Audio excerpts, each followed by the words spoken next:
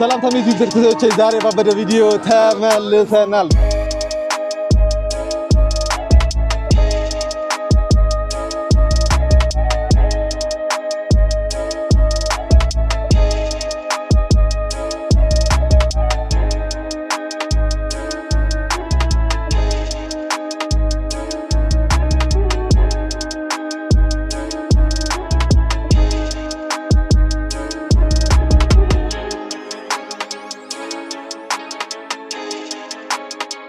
ዛሬ ኢትዮጵያ ውስጥ ለ130ኛ ጊዜ አድዋ እየተከበረ ይገኛል።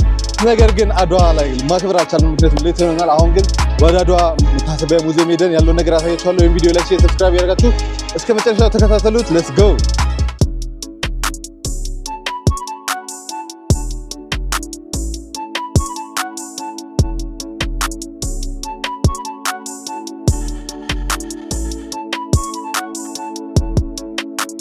አሁን ወደ አድዋ መታሰቢያ ሙዚየም እየሄድን ነው። ባለፈው በሰራሁት ቪዲዮ ጊቫዌ አለ ብዬ ተናግሬ ነበር። እዚህ ጋር ዩዘር ኔማችሁን ማስቀምጥላችሁ ሰዎች በኢንስታግራም ዲኤም አድርጉን፣ ከዛ ጊቫዌያችሁን መውሰድ ትችላላችሁ። እዚህኛው ቪዲዮ ኮሜንት ጻፉና አንድ ሰው መርጬ የተመቸኝን ኮሜንት ኦር ደስ ያለኝን ኦር ያናደደኝን ኮሜንት ሁላ ልሸልም እችላለሁ። ለዛ እዚህ ጋር ኮሜንት ጻፉ፣ ከዛ ጊቫዌ ያሸንፉ። ያ ሌትስ ጎ።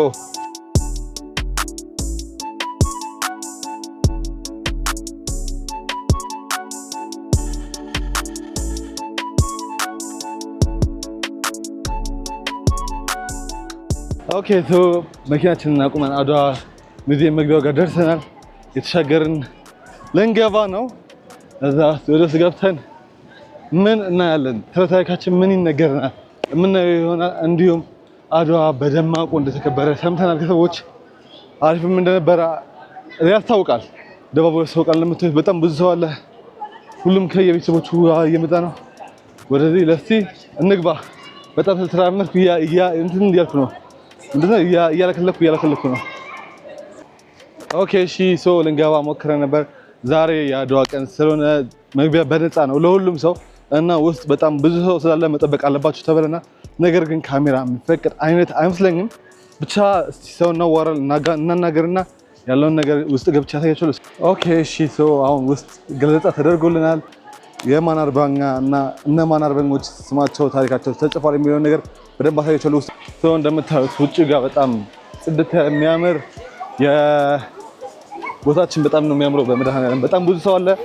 ውጭ ላይ እንደምታዩት ዋተር ፋውንቴን አለ። እንዲሁም እቴጌ ጣይቱ አሉ እዚህ ጋር እና ዘጋም እንደምታዩት ዳግማዊ አፄ ሚኒሊክ ከነ ሐውልታቸው እዚህ ጋር አሉ እና በጣም ነው የሚያምረው። ግቢው ጽድት ያለ ግቢ ነው።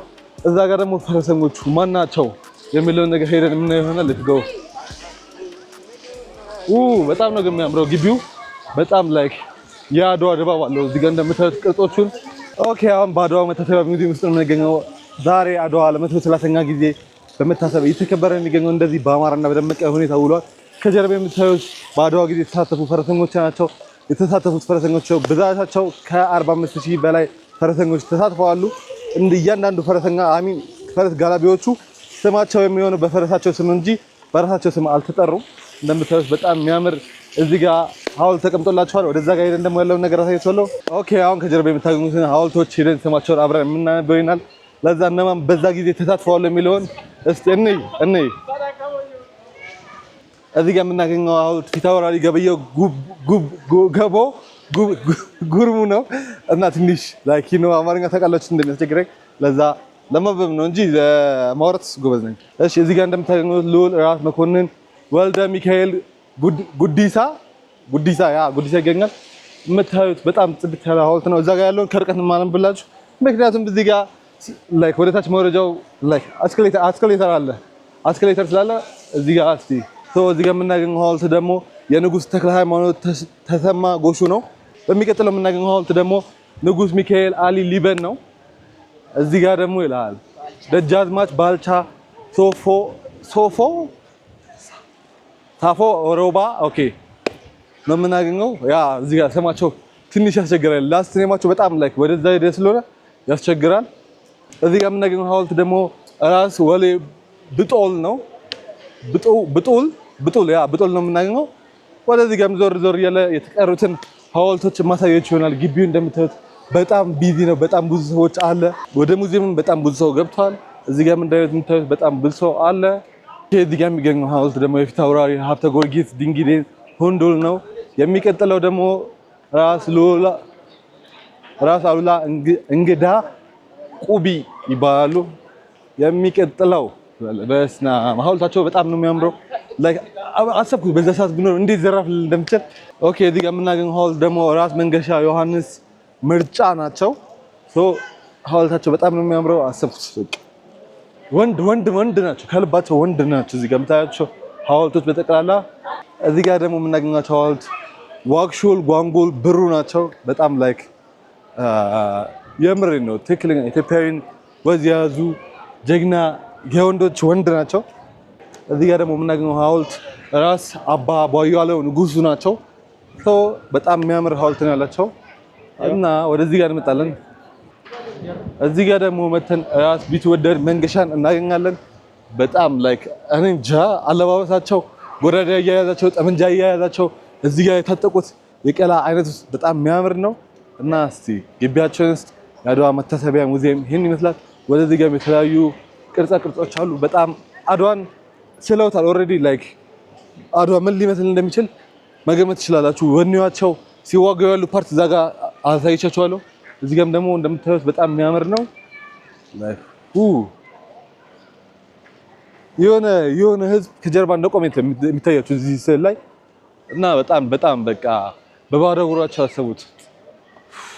የከፈሉልን መስዋዕትነት ለዛሬ ኩራታችን፣ ለዛሬ ወንድነታችን፣ ለዛሬ ሰውነታችን ቀና ብለን እንድንሄድ ያደረገን ነገር ስለሆነ በቃ አድዋ ላይክ የሌለ የምሬን የምላችሁ ምኮራበት ማንነቴ ነው እና ደስ ይለኛል። አድዋን እኔ የኢትዮጵያዊ በመሆኔ ሁላ በቃ ምኮራበት አድዋ ነው እና ያ ዞር ብዬ የቀረውን በፎቶ አሳያችኋለሁ። ወደስ ገብቼ እንደምታዩት እዚህ ጋር ደግሞ የኢትዮጵያ መልክዓ ምድር በአድዋ ጊዜ ላይ ይሄኛው በአድዋ ጊዜ የሚወጉበት የነበረው መልክዓ ምድር ነው።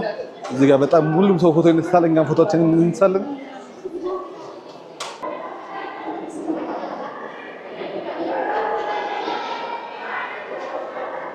ኦኬ እንደምታዩት በአድዋ ጊዜ ነጋሪት ሲጎሰም የነበረው የዛን ተምሳሌ መሰለኝ ይሄ ነጋሪት። ምክንያቱም በጣም አዲስና በጣም ትልቅ ነው። ለዛ ወደታች ወርደን ምናየው ይሆናል። ለማንኛውም በጦርነት ጊዜ ሲጠቀሙበት የነበሩትን መሳሪያዎችና ጋሻ ጦሮችን አሳያችኋለሁ። እዛ እዚህ ጋር እንጀምራለን። የመጀመሪያ ጊዜ እስቲ ኦኬ አታውቅም። እዚህ ጋር እንደምታዩት ሁለት አይነት ጦሮች አሉ። በመድኃኒዓለም ምን አባታችን እንደሚያክሉ እና በጣም ረጃጅም ናቸው። ይሄ ምንድን ነው የሚባለው? ሚጣ ይሄ ነው መሀል ላይ ያለው ምንድን ነው የሚባለው? ጋሻ። ሃይ ፋይቭ። በጣም አሪፍ ጎበዝ ልጅ። እንደምታዩት በጣም ብዙ ጋሻዎች አሉ። የተለያዩ አይነት ጋሻዎችን ነበር የተጠቀሙ የነበሩት እና ከተለያየ ክልል የመጣ ይመስለኛል። እሺ እዚህ ጋር የምናየው ነጋሪትና አማሪት ይባላል። አማሪት ትንሹ ነው፣ ነጋሪት ትልቁ ነው። ጦር ኃይል በመጣ ሰዓት ላይ ሊወሩን እነዚህ ከበሮች የተገሰሙ ነበር። ሰው እንዲነቃ ወይም ማሳወቂያ አላርም ሲጠቀሙት ነበር። እንደዛ ነበር ሲጠቀሙት የነበረው። እዛ ጋር ደግሞ የተለያዩ ጦሮች አሉ እናያቸው። እዚህ ጋር የምታያቸው በአድዋ ጦርነት ጊዜ አገልግሎት የሰጡ ጦሮችና ጎራዴዎች ናቸው። ሶስት አይነት ጎራዴዎች አሉ። በጣም ላይክ እስካሁን መቀመጣቸው ላይ ይገርማል። ማርያምን እንምላችሁ ጽሁፎች አላቸው፣ በጠቅላላ ቅርጾች አላቸው ምናምን ነገር ሁሉም ያምራል። ኦ ማይ ጋድ ላይክ በዚህ ሰዓት እንደዚህ ጎራዴ መስራት መቻላቸው ሁላ ይገርማል። እዚህ ጋር ደግሞ የምናገኘው በአድዋ ባሸነፍን ጊዜ በዓለም አደባባይ ላይ ቢታተሙ የነበሩት ጋዜጦችና መጽሐፎች ነበሩ። እነዚህ እንደምታዩቸው በብራና ተቀምጠው ነው የሚገኙት። በጣም ይሄኛው ኦልሞስት ጠፍቷል፣ ግን እንዴት ፕሪንት እንዳደረጉት ሁላ ፈጣሪ ይውቀው። እዚህ ጋር ደግሞ የምናገኛቸው ስዕሎች በአድዋ ድል ካሸነፉ በኋላ ሰለብሬት ሲያደርጉ ያለውን ስዕል ተስሎ ነው እና ላይክ በጣም የሚያምር ስዕል ላይክ ይገልጸዋል ብዬ አስባለሁ። ምክንያቱም የኢትዮጵያዊ ነገሮች ናቸው በጠቅላላ ሲጠቀሙ የነበሩት በጣም የሚያማምሩ ነገሮች። ኦኬ እነዚህ ጠመንጆች ብላንቃ ጎራሽ ይባላሉ። ሲጠቀሟቸው የነበረው ዳግማዊ አፄ ሚኒሊክ እንዲሁም ፊታውራሪ ሀብተ ጊዮርጊስና የራስ ቢትወደድ መሳሪያዎች ናቸው። በጣም የሚያማምሩና ጽድት ያሉ መሳሪያዎች ናቸው። እስቲ ይላል እዚህ ጋርም ጦር ጩቤዎች እንዲሁም የተለያዩ ነገሮች አሉ። በጣም ብዙ አይነት ጩቤዎች አሉት። ኦኬ አሁን ከፊታችን ደግሞ የምናገኘው ለተለያዩ አገልግሎቶች የዋሉ መሳሪያዎች ናቸው። እዚህ ጋር የምናገኛቸው በጣም ያማምራሉ። ወደዛ አካባቢ በጣም የየሀገሩና የየክልሉ አለ። እዛ ደግሞ ፊት ለፊታችን ጋር የምናየው የአድዋ መልክዓ ምድር አቀማመጥ መሰለኝ። እስቲ ሄደን ቼክ እናድርገው። አካባቢያችን ምን ይመስላል? እንዴት ነው? ኦኬ እዛ ጋር የምናየው ታንኮች ገበየው ቢሞት ተተካ ባልቻ መድፍ አገላባጭ ብቻ ለብቻ የተባለለት ታንክ ነው። ለምን እንደሆነ ባላቅም ነገር ግን